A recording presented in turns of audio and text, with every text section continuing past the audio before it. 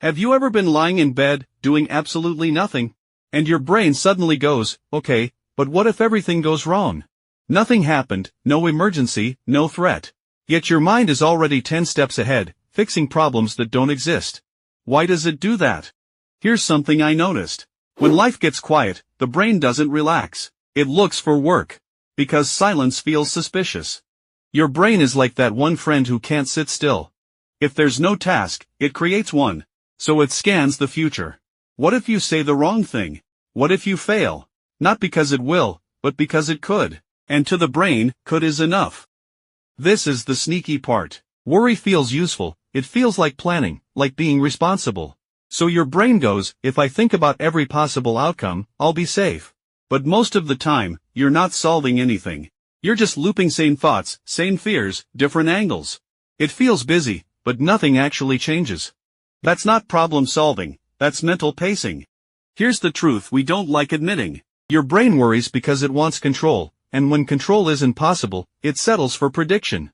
So you rehearse conversations that may never happen, you prepare for scenarios that don't exist yet. Your brain calls this being prepared. Your body experiences it as stress.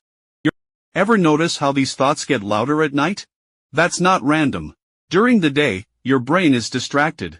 Tasks, noise, movement. At night, there's space, and space invites unfinished thoughts. They show up like, hey, you free now? And your brain goes, yeah, let's overthink everything. This part helped me a lot. Most thoughts are not signals, they're noise. Just because your brain presents a thought doesn't mean it's important. When your brain is busy solving imaginary problems, you're not actually present. You're somewhere in the future, trying to control an outcome. Meanwhile, real life is happening quietly in the background. That's why you can feel exhausted without doing anything physically demanding. Your mind ran a marathon, your body didn't move an inch. And the worst part? You don't even get a solution at the end. Here's a simple question that helps. Is this a real problem or a hypothetical one? Not to judge yourself, just to check. That question creates a pause, and sometimes that pause is enough to bring you back to the present.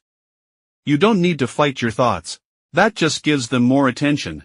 Try treating them like background noise, like a TV playing in another room. You hear it but you don't engage. So if your brain is constantly solving problems you don't even have, it doesn't mean you're broken, it means your mind is overprotective. And it hasn't learned the difference between danger and discomfort.